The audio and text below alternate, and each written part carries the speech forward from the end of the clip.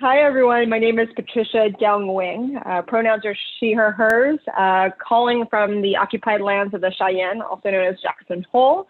I currently serve as a Senior Director of Diversity Programs and Initiatives for the UCLA Alumni Association. Maybe to shortcut it, for those that were undergrads or are undergrads, it's like CPO and the LGBT Center and Seoul combined. But for alumni, or if you want to think about it as sort of like a Chief Diversity Officer for the Alumni Association. But so thankful to be here with the Anderson community.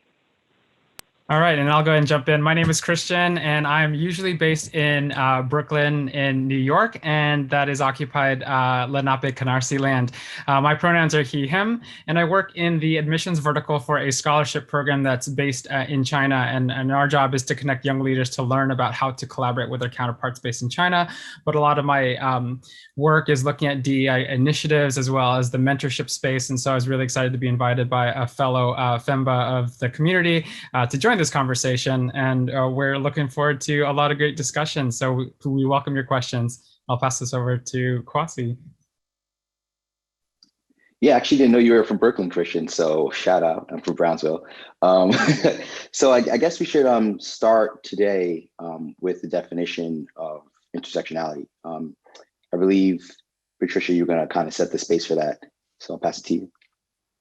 So as you all can tell from the email that went out, this conversation is like everything, right? So it's AAPI Heritage Month. We have just, observed the 1-year anniversary of George Floyd. Pride Month is around the corner. And so I want to sort of set the space that this isn't trying to be an end-all be-all, and actually presented by the student leaders that wanted to talk about this is sort of an opportune moment for us.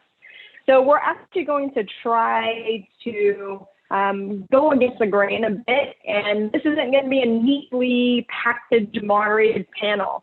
So something I actually want to set the stage for is this is sort of a real kind of conversation. So think of it more as like a fishbowl in some ways. And I actually just met Kwasi and Christian just a week ago. So if you can think about it, 3 different folks from various different communities holding multiple identities, some that we share in common, some that we do not, and we're going to talk to each other beyond sort of the diversity, kumbaya kind of space, beyond the IG guide kind of social activism, but hopefully practice a lot of cultural humility and having a conversation between us. We literally just have maybe talked a little bit for an hour, and we're going to dive into these issues around intersectionality, the intersections of oppression, and thinking about what that means in this current moment right now. So one of the things, particularly being a diversity practitioner for the past 15 years, we wanted to set the stage in terms of what we mean by some of these terms, right? Oftentimes they're all used interchangeably. Diversity is an empirical term. It just notes that there is the presence of difference. In California, it's a bit complicated because it's also been used politically to code for things like race.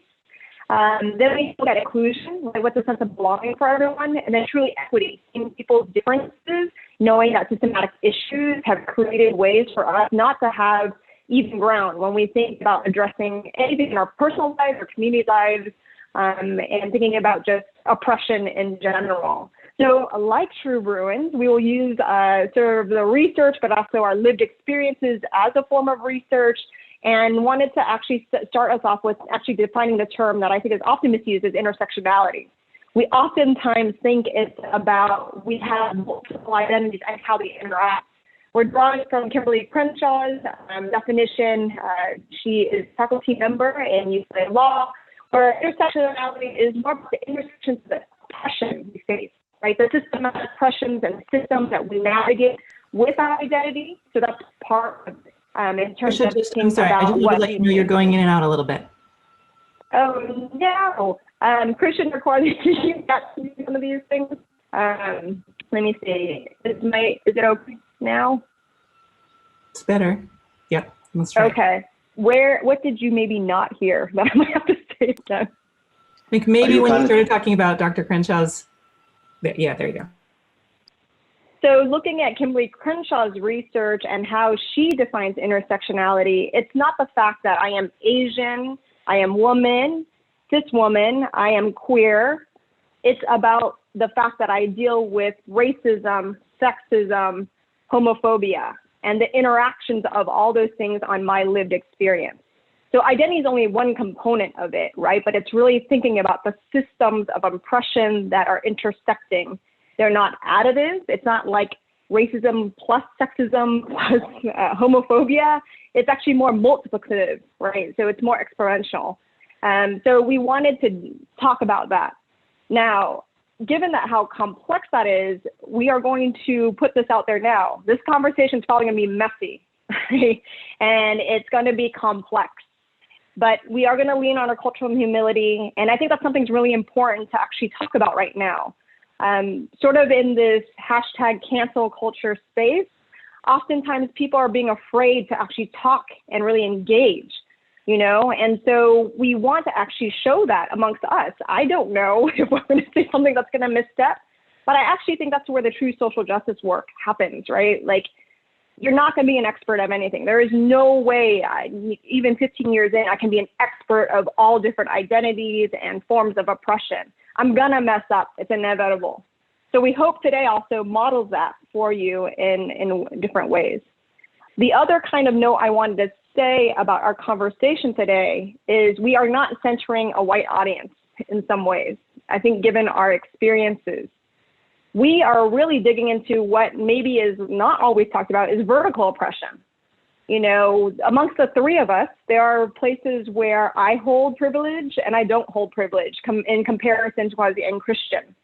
So I think you're going to see that interplay. What I also really enjoy about this is sometimes I'm often asked to talk about on panels from a single point of identity, maybe two. We're trying for three in this conversation, right? So I hope that offers you all some context in terms of what we're intending for this conversation. We know the impact may be different, but we're going to give this a try. And if anything, the chat is open. We encourage you all to write in. Let it be, yes, feeling it, love it, or no, wait a minute. I'm pretty sure, knowing the other two on this panel, we are totally open for that. Those are things that we will always be about, because this is about opening the conversation for us to lend towards social justice. We're not trying to cancel anyone or shut anyone down, right? So hopefully with that, I'm excited for this conversation. And I guess I'm going to kick off the first question. We're just going to jump into it.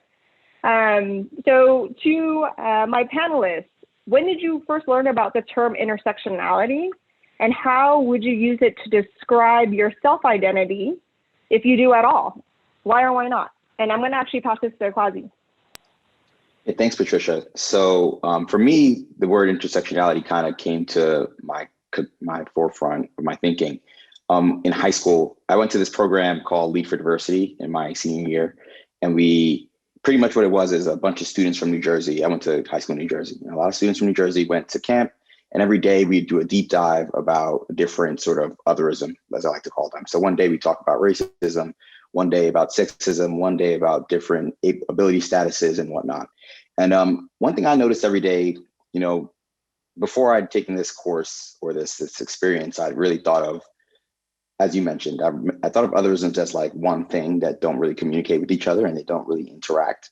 So I always thought of my experience as a Black man as something that was different than my experience as a first generation person, and they didn't really interact in my head. But as I left that experience, I found myself kind of questioning like all of that. So, you know, I have a unique experience as a Black person, also as a male, and also as a first generation American. My mother is Panamanian and my father's from St. Vincent. And that colors how I kind of view the world and how people view me. Say, for example, if I start speaking Spanish here, like some people will think it's a little odd. So that really was what opened my eyes to the fact that our different identities and different experiences really do intersect, and we all occupy kind of one single space where all those different forces act on us in a different way, I guess. So that's where that first came out for me. I obviously identify with it because, you know, my experience is different again because of my different backgrounds. And I think I identify with it further because it gives me the space to create empathy with other people who also experience things that I experience, but may live in a different identity or like might have a different identity in another way. So let's say, for example, if I'm speaking to a first generation LGBTQ Asian woman such as yourself, there are different ways that we can create connections, but there are different ways that we also can see the differences in our experiences, and understanding the connections, but also understanding the differences deepen the connections that we can build with one another. So I think that's what intersectionality really means to me. It's a way for me to really analyze where I live in the world and analyze where other people do and see how we can bridge those gaps. Love to hear what anyone else on the panel thinks about it. Or terrific. So I'll go ahead and just jump in as well. Thank you for both of the panelists to beautifully set the stage and the context, because I think it is a sticky conversation of thinking about what is the linkage between all these different identities. So as I unfold a little bit about how my own intersectional identities, I encourage folks in the room to type in 3 identities, whether they seen or unseen identities, that hold salience to you about when you're thinking about navigating the world. What do people see and what do people unsee? One thing that I want you to take away from this is that I think, for me, work and life don't work in opposites of each other. There's actually a harmony between the two of them. And so there's a harmony between all of our different identities. So I'm going to call out Cam to throw in some identities that resonates with him, so that we can get the chat waterfall going. But in terms of my identity, Filipino American, male, first generation, like Kwasi had mentioned. I grew up Catholic, so that also played a role in my own navigation. But I'm also a Libra, a setter, a beatboxer. And so identity is plural, and it holds values in different spaces. And it's not about, I get my intersectionality, but it's actually about an action verb of how do I move into spaces and out of spaces, utilizing that set of privileges or disadvantages, depending on where you go. And so I think it's important to think about, when I do have the upper ground, how do I use that as a coupling to responsibility of how do I show up for these other people? What are the communities that I'm bringing? When they ask me about my wife when I go into meetings, it's actually my partner, blah, blah, blah. And then and what is that an opportunity to reframe and complexify people's understandings so that they're often decentering themselves. So that's my job, is to get people off balance. But I think it's a learning experience and something that's really active. So if you're feeling courageous, throw in 3 identities that really resonate with you, and we'd love to kind of work off of that data as well. So for the next question, I'm going to push it over to Patricia to talk about how she's navigated. And I kind of spoke from a personal lens, so I'd love to get from that professional lens of how you've navigated the intersections of your various identities. Did you find yourself leaning into one community more than others at different points of time, and why? And you're muted. Again. So, I think what's so interesting about this is, although I was born into existence knowing that these were probably all parts of my identity, the journey on understanding those identities and the oppressions related to them don't all line up, right? I think as a cis woman of color that identifies as queer, I came into this world with 2 parents that are refugees, Vietnamese American, that really understood that we were going to be different no matter what, right, from the start. So I knew that there was something different about me, and it was not going to be perceived as a good thing. That was something that was very made apparent to me. I also, grew up sort of bilingual, and so trying to also figure out how to describe yourself in one language and then the other, it's all sort of like messy. So I will say my first identity that I came to, mostly in the professional space, is probably as Asian American, mostly because my college experience was fraught with a lot of anti-Asian racism. So that's the other thing that's hard about this, right? Like, you end up learning more about your identity. And this has been true in case for a lot of my colleagues and friends that I know, through negative experiences first than positive ones, right? Like, I realized my Asian Americanness because people were hating on my Asian Americanness. So, even things like panels like this, I always think about those things, right? We're asking people to actually rejudge negative experiences to help others learn about what our experience is like, to hopefully create awareness on why racism is bad. So I do want to thank my 2 panelists for being open and vulnerable of sharing it. It's truly a gift, not only for our audience here, but to me personally. And then I would say the second part of my identity, which I actually struggled with a lot, was being queer. I identify as pansexual, but I'm femme presenting. I also really struggled with it because Asian American women are highly exoticized. So I was also struggling with the fact that am I confirming a stereotype of Asian American women by doing this sexually deviant behavior? So in the professional world, I think I got into the queer identity mostly from like I'm an ally, and then realizing I'm actually probably more than an ally, going through the trainings and going into affinity spaces where I'd be with those that are not queer, and I'm like, these aren't my people, like I'm not feeling this, and taking some steps forward. I do work in student affairs, so then it became this place of when I became an assistant dean for Asian American students at Cornell. There's still one haunting experience I've had. This was like even not that long ago in 2013. I had an Asian American woman who was a college student tell me up front to my face, I was the first professional Asian American queer person they had ever met.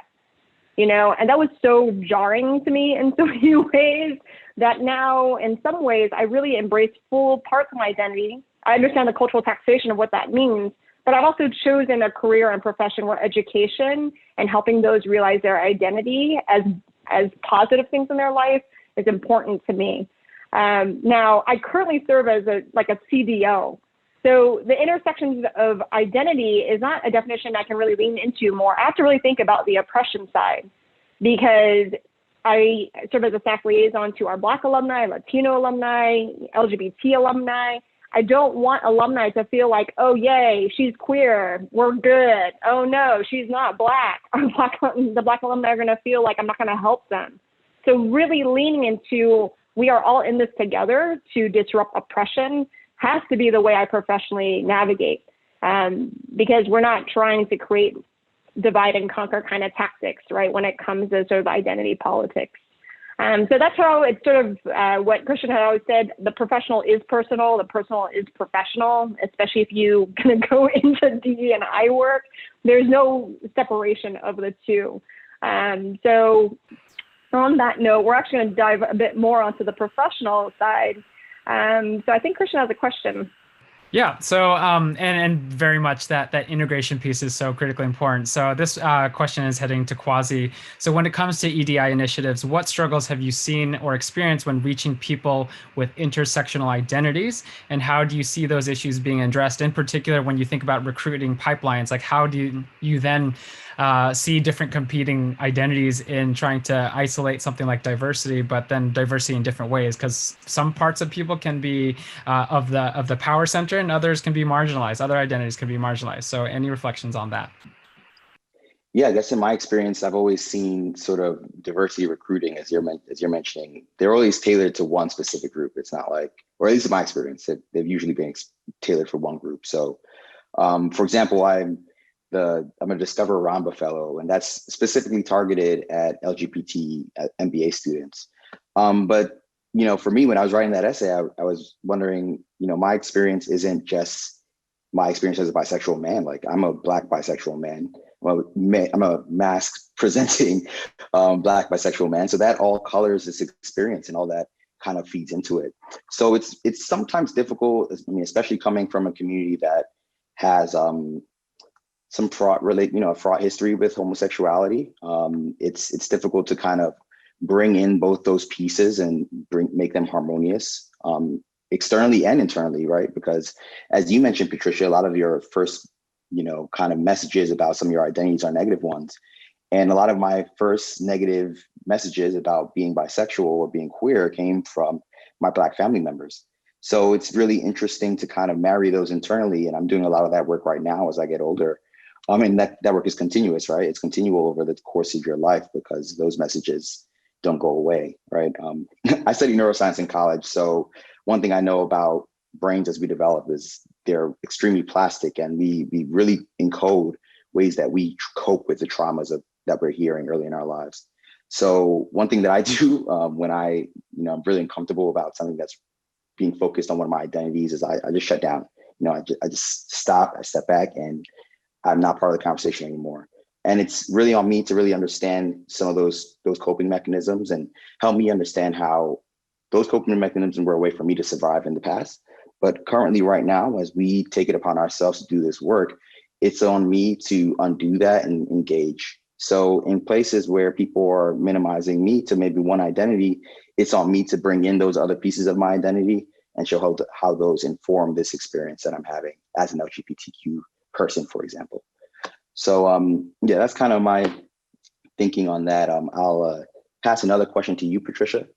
So you mentioned, especially as a CDO, I'm sure this is right up your alley. So while affinity groups at organizations like Anderson, Fortune 500 companies include people with intersectional identities, these groups typically focus on broad coalitions like women in business or LGBTQ community, as I just mentioned. So what are your thoughts on these groups focusing on large coalition building, both in terms of whether there are advantages and if there are drawbacks to that sort of approach? I'm going to contextualize this to this moment. And I say this more tongue in cheek. I feel like there's like a diversity arms race right now when it comes to like a lot of companies, like where's the statement, who's our chief diversity officer? And, with someone that's been in this for like 15 years, I'm really concerned, like in terms of what's the intentionality behind these things. So I'll probably answer these in different ways. On one side, there's like the professional associations, right? So like for my field, it's like higher education, and there are ones for Asian Americans, there's one for LGBT folks.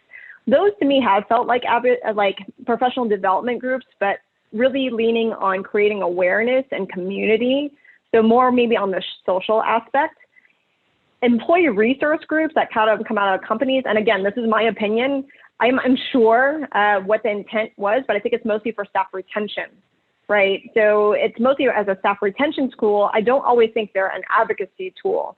So, there's a lot of jokes around ERGs, like, here's your budget for the Heritage Month, here's this happy hour, let's order this kind of food for the office.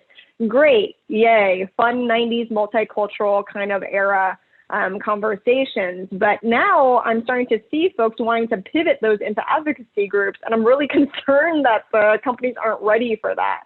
What does governance mean? What does shared governance mean? We don't want to do the kumbaya kind of things. We want to demand like same gender benefits. We want to talk about taking Lunar New Year actually off. I don't know what that's going to look like. So I think that's going to be a really interesting moment.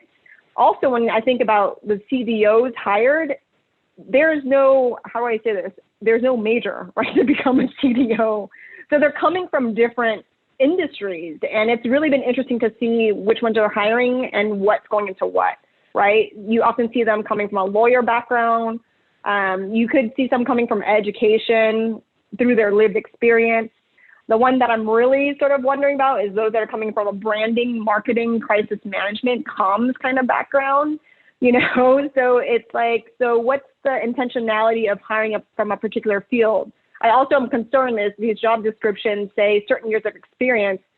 We also need to remember this industry is new, right? So for you to find someone with 10 plus years of DE&I experience and you want it to show on their resume, I'm not sure. So in relating it to like what you're talking about, I hope now, particularly the professional associations, can start lifting these kind of conversations. Because if they are truly steeped in professional development, we need to figure out how to navigate these things. I often get colleagues sending me, hey, what red flags do you see about this position description? What red flags should I look for in the interview process to see if this company is really behind it? So I think if companies are willing to put in the budget, the administrative resources, these groups can be powerful advocacy groups to help the Fortune 500 really think about issues of oppression, not just beyond essentializing identity for the sake of staff retention, which is important, but it shouldn't be the only thing. So, that's from a broad scope kind of thing. I was thinking about the lay of the land. I'd love to ask Christian, if you had experiences in one of these groups and perhaps, or thinking about your professional life, have you had an experience in your workplace that has deepened your understanding of another group's intersectional experience? It could be like a conversation with a coworker, but would wonder to see if your workplace has actually foster like a positive experience with you around understanding intersectionality. Sure. I think ERGs are actually also a newer element that are sprouting up in a lot of different businesses. And there are other sectors that are looking to catch up, or even other sectors where their space of work is actually quite small. So there's not the ability to fragment the population, where if you're looking at small businesses or small institutions that might have a staff of 20, then it doesn't make sense to have ERGs when you have just people with marginality might be 3 or 4 people. So when I think about this question, I think about where in my life do I get the exposure to different perspectives and different ideas. We do have focus groups at work where we are able to center some of these conversations, but again, in nonprofit education, I'm usually outnumbered when I'm in the room. So I seek out those different spaces outside of that. And so I do a lot of participation in mentorship foundations and partners who are helping cultivate first generation leaders, people who are marginal in some way. And so by listening to stories and by being exposed to perspectives that are outside of my own, then I'll get that familiarity, because I think it is spaces where you should be uncomfortable in some way. I also think about informal spaces with co-curricular activities. I sing in a 250-person men's chorus. I play in a gay volleyball league.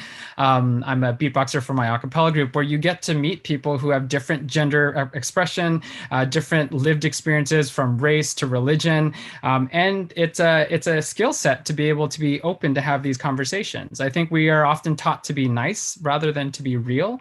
And so even when I don't have direct contact with some of those issues, one that's top of mind is Israel and Palestine conversations. Like, I don't have direct connection to those, but I should care about people. And again, I use power as my mode of differentiating. Who is it that is in power, that has the time, energy, and resources to have the upper hand? And then I sit with who has less than all of that.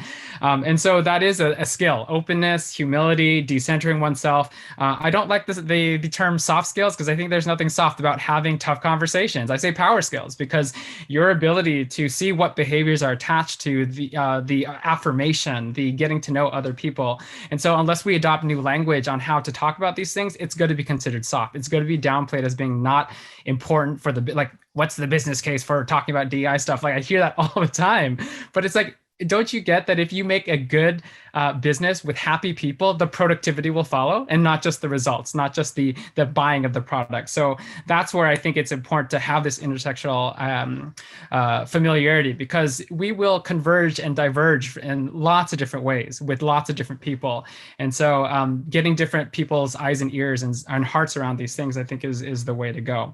I'm going to pivot now the conversation, and thank you for that conversation. Oh, actually, that's not me. Sorry, I'm breaking rules already. Over to you, Patricia. All good, all good. So, Christian, I just love this whole thing around soft skills, because it's always been a pet peeve of mine in terms of people saying that. So thank you for helping me articulate that language. Because one of the best things I had early on in my professional life was I actually was really interested in DI work right after grad school. And I actually had a lot of white mentors tell me, don't pigeonhole yourself. I mean, fun fact now, I think I'm making the most money out of my cohort given doing diversity work. But also, one kind of point that was told to me, which I really appreciated, was that, what do you mean soft skills? What do you mean your lived experience is not something you would put on your resume? Think about all the things you've had to do. Change management, right? Like trying to live in different communities, translation. There are things that we gain as skill sets and have had practice from a really young age that afford us really great leadership skills and ways to really engage in our work. It's informed by our lived experiences. So, Christian, I really love that disrupting the term soft skills, because I'm like, there's nothing, this is really hard for me to figure out how to do this. So actually, maybe thinking about soft skills or where we have gotten those from, the conversation thus far has really talked about us interrogating like the structures, right, that we work in, which are probably still white centric. I'd like for us maybe to take it at a different lens, right, thinking about relationships within our own communities that right here, us three, some we share, some we don't. And we know the events of the past year have drawn a lot of attention to anti-Black violence and anti-Asian hate crimes, even though they've been existing for a long time. And also in some ways, society has shaped like us to feel like there's tension, right, between Black and Asian communities. And the conversation, I think, is being had, it's been around for a very long time, but it's resurfaced. For those that don't know, even things like the Chinese Exclusion Act or birthright legal, like the fact that I can be a citizen because I'm born here, that was a coalition built between an Asian American and Frederick Douglass. And see, my own bad, I cannot even recall the Asian American name. That's like talking about things that aren't so great too. So not talking about like you have to draw from history, but I'm curious to know, how has the resurfacing of these conversations, the history, impacted you? And can you share about or how you've sought to navigate these conversations and what you feel like has been useful in creating that space to talk about these things? And that's to both of you. Yeah, I guess I can jump in here. A bit of background about me, as I mentioned a bit earlier, is I'm from New York and I've been in LA for 4 years. So I'm coming to LA now and being in LA at this particular point in time where, you know, all this anti-Black and anti-AAPI violence is kind of happening is kind of interesting, because in my hometown, we don't have as much Asian people there, or rather we do, but I guess I wasn't in those communities, and now it's a lot more, I guess, in my face. It's more present in my life. So one of my best friends is actually a Korean, and, you know, he grew up in LA. He has history here, and, you know, he has that history with the race riots that happened before. And so I didn't even know that there was like really a fraught relationship between our communities coming into this. And it really took a lot for me to just take a step back and just listen, you know, especially with diversity sort of issues. Typically, the mainstream sort of thinking is thought to be guided by Black people. So it takes some getting used to like take a step back and realize there are situations where Black people may have been seen as the culprit. I don't know exactly. But it's messy is really what it is. And I think for me, it's a lot about taking a step back, not putting myself in a situation, not taking things personally, and hearing what other people have to say, hearing their lived experiences, because again, that's how we form those connections. My friends' experience that may be negative with people in my community, I have experiences that are negative with other people in other communities. And those are ways for us to find common ground and support each other through painful things in our lives and find strength together in the future.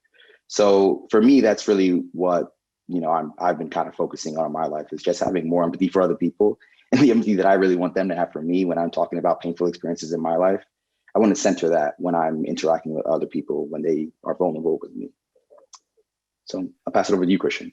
And I guess separate from what Kwasi, I grew up in California. Now I live in New York, so we're flipping over, and I totally agree with this. Kind of being in a new environment is an opportunity to hit the reset button. I mean, I think COVID itself is a big reset button for all of us to kind of interrogate what are the scripts that we've been operating with. Patricia, I love that you started off with history, because I think I have to do a lot of unlearning of history that I held as truth, and what I've learned in school about how America came to be. And then I lift up the hood and find out there's a rich history of ways in which what I've heard as termed as horizontal hostility, with different marginal groups trying to fight over the same slice of pie without recognizing who's holding the pie. And so I think it's really important to think about what are some of the tap into histories that I don't know. And you had mentioned the Chinese Exclusion Act, but there are folks like Grace Lee Boggs, Larry Itliong, who are building coalition across different racial or identity lines that have started to help widen that, hey, we can all do it together, so that everyone can have a piece of the pie.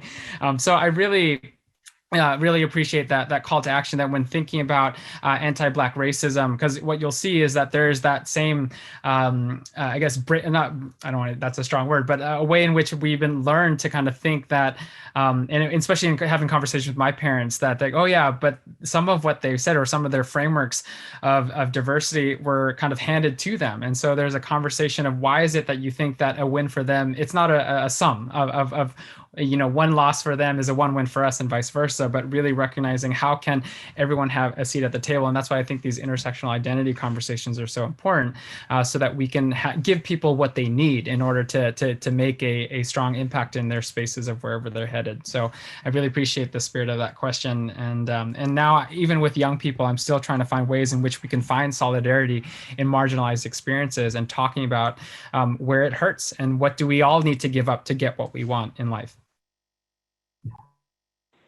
I think this moment has really resurfaced that this is a lifelong learning process for me. And I think there's such an urgency for everyone to know everything right now because we need to fix everything right now.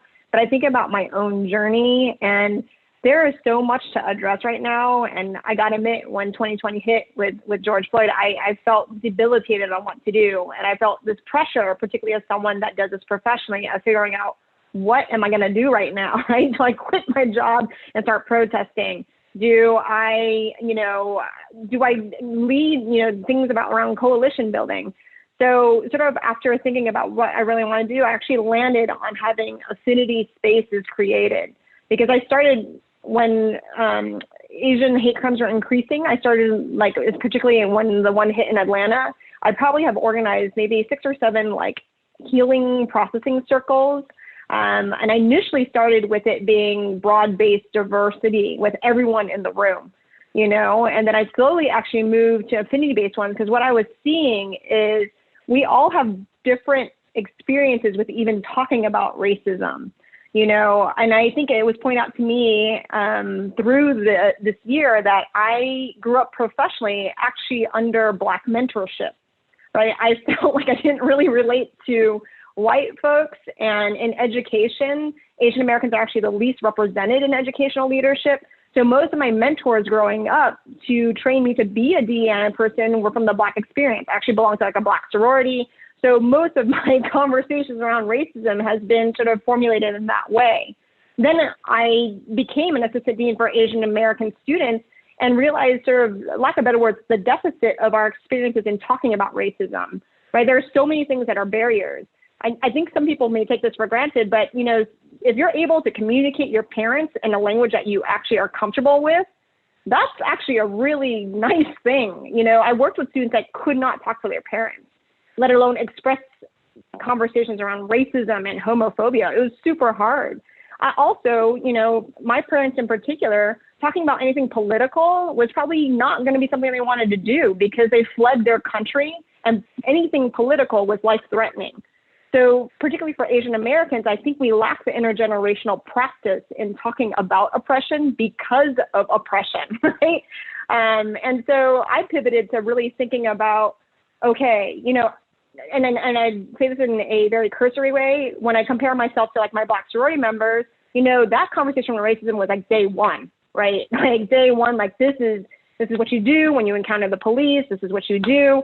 So I feel like the practice there and the conversations around it were very much more present than what I found with my Asian sisters and brothers and siblings, And so this moment really made me pivot into wanting to do that. How do we talk about this? Also, if you are really new to your Asian American identity and you are now just realizing racism is impacting you, I remember that moment. And it was depressing. And depression can lead to suicide ideation and mental health issues. So really also want to take care of my own community in terms of let's not fall into hopelessness, right? There's been generations of Asian Americans that are fighting this. So that's what this current moment has really done for me in terms of finding where are my skill sets useful in terms of addressing our current moment.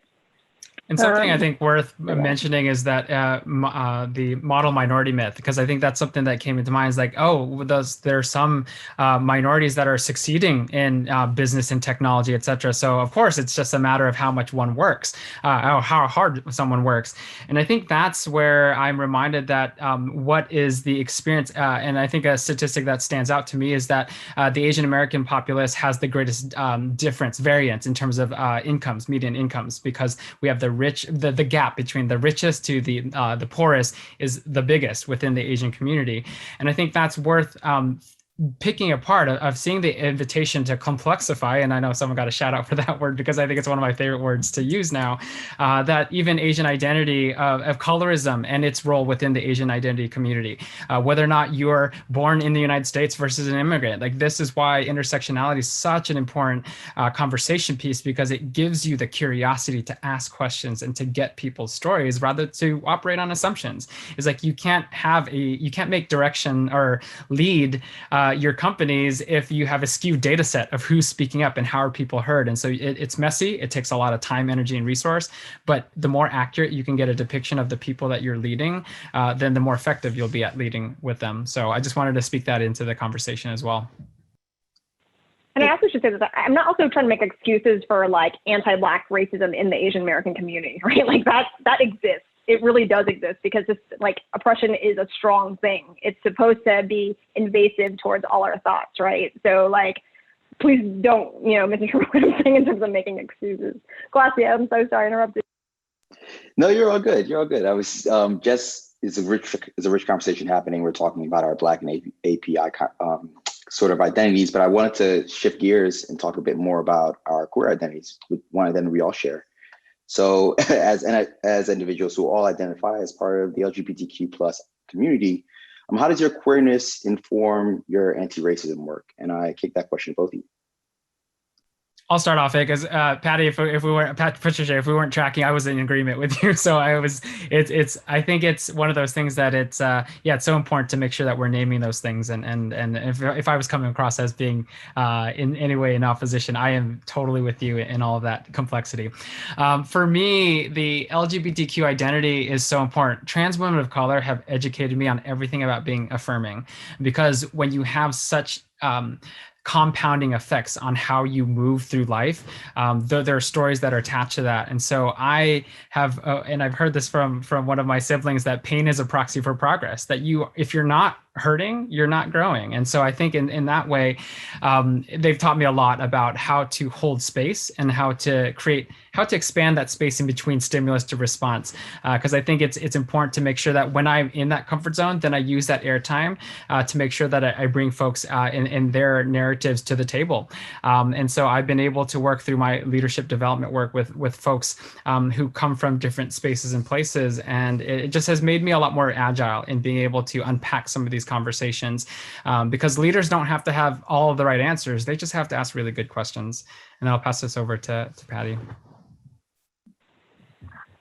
I struggle with this one, to be honest. Like, when we met with our pre-meeting, like I asked you all earnestly, because I feel like this is like a journey I'm on right now. Like, has my queer identity informed it from like sort of the mainstream? And I think that's where we got into this conversation. We're like queer heritage, right? Like I'm trying to understand, when I go down my journey of like understanding race, I was like trying to explore, my Vietnamese American heritage and the Asian American movement. I'm trying to do the same right now, actually, in terms of my queer identity. And interesting enough, it's sort of like the same journey I'm going through when I unpacked my race. The only way I feel more affirmed by understanding my queer identity is very similar to Christian. Understanding that a lot of these movements, although often not put into broad awareness, were led by queer people of color. Right? So it's like now feeling affirmed that I can be queer, because at the same time, like growing up, I never saw someone that looked like me. And so actually, the spaces were really white, and I was like dating mostly like white folks when in terms of thinking of those that share in my same gender. So I'm like, wait, is this like a white thing? Like, what am I supposed to do with this? And so now trying to really unpack what that means. And I asked Christian this actually the other time. I'm like, I'm also learning all these terms around queer identity through a white, in response to Judeo-Christian kind of lens, right? I actually have done more research on terms of like how Buddhism looks at like queerness. And I'm realizing, I've grown up with a certain like sort of religious rhetoric, even though I'm not, in terms of Christian, but I am Buddhist, that I didn't have access to through those kind of means. So I got to fact check this, but I told Christian, I'm like, even the term coming out of the closet, right? In some other cultures, in Asian cultures, is actually like coming out of the cape. Right? Like that's like, I love the image of like the superhero. So, racism has actually made it feel inaccessible to thinking about being LGBT. And that's something like I'm unpacking right now. But I would agree with you. It makes you agile in terms of understanding, intersections. How about you, Kwasi? Because I really appreciate some of your comments we had on our initial brainstorm on this. Yeah, for me, I think I'm a lot like you, where I'm really exploring a lot of this, my queer heritage. So for everybody, from background for everybody, I came out 2 years ago. I'm bisexual. And it was like the most unceremonious thing. I like posted on Instagram for National Coming Out Day. But for me, queer identity has allowed me to really understand that you really don't know what anyone is going through. You don't know what anyone has going on. So, you know, when you look at me, most people do not see someone who likes guys, but I love them, you know, and you don't know that from anyone else. So for me, being part of this community has really given me given me the knowledge to give everyone else a space to be who they are, whoever that may be, because they might not be showing you who that real deep person is, but you still have to take care of that person if you want to be in connection with them. So I think it's important for me to kind of create space for whoever someone may be, regardless of who they're showing me they are, and just kind of creating that that knowledge for that person that, you know, there is a possibility for love here. If you want to be vulnerable enough with me to share that with me, I will, you know, not judge you, and there's space for whoever you are in this relationship with me. So I think that's what really, where that identity really comes in for me in terms of anti-racism work, is just creating space for everybody, whoever they actually are. Terrific. And thanks so much. And I want to set the record straight. Patricia, I keep saying Patty because I have a colleague who goes by Patty, who's Patricia. So I'm sorry if I'm out of line there. But I do want to dovetail out because and center the Black experience, especially in this moment, because over the past year, a large fraction of the Western world has gone into this collective reckoning of systemic racism. So how have these conversations, especially in light of what we talked about with intersectionality, shaped the way that you show up in your personal and or professional life? But we know it's and because they're integrated together. So Kwasi, let's have you lead off on that. Yeah, so I mean, it was difficult when this all started. You know, you got when the George Floyd situation sort of happened, my phone started blowing up because everybody wanted to check in and like see how you're doing. And that was great. Don't get me wrong. I love that my friends and people who cared about me wanted to know how all this was affecting me. But it was also interesting to experience because, as you mentioned earlier, Patricia, this has been going on. So I don't know, why are you just catching up? You know, why are you texting me today? It's just Thursday. Like, I know something bad happened, but it's just Thursday. Like, so for me, I guess it did require me to take a step back and realize that I had become so woefully desensitized to this. And I really struggled with seeing everyone out at protests, and I didn't know what I was supposed to be doing. You know, quarantine had just become a thing, so I didn't know, and we didn't know, you know, the situation with COVID. As a former biology person, or you know, someone who wanted to devote my life to that, I wanted to really respect those rules. So I didn't really know where I was supposed to be in terms of my personal health and the moment that was happening outside. So I really, I'm happy for something that my partner told me, which was that, you know, everybody, it's not to say that you shouldn't go protest or you shouldn't be part of the movements, but everybody can't be the activist, you know, so there has to be someone at the boardroom. There has to be someone in the conversations where we're hiring someone. A big piece of why there is an investment in underrepresented communities because people who are signing the checks aren't from those communities. So we have to have representation in other places as well. And those are just as valid places for us to be putting our energy as far as moving up and becoming decision makers in those spaces. So for me, it really required me to reassess what this whole experience means to me as a Black man in America and how I want to show up for that. As I get older, I don't want to just, you know, say, you know, that was all going on in that history book, but I was at work and I didn't really know what was going on because I was keeping my head down. When I'm at work, I want to be part of this conversation and be furthering this conversation and this justice movement. So that means showing up and having conversations that may be uncomfortable, that I may not want to have all the time, with people who are worth that energy. Not everybody, but with the people who, for me, I think I can take on the energy of bringing up to speed in these certain ways. So that's what it really did for me. It was just really reassess my positioning and reassess what I wanted to do for the people I cared about in my life as far as this whole conversation.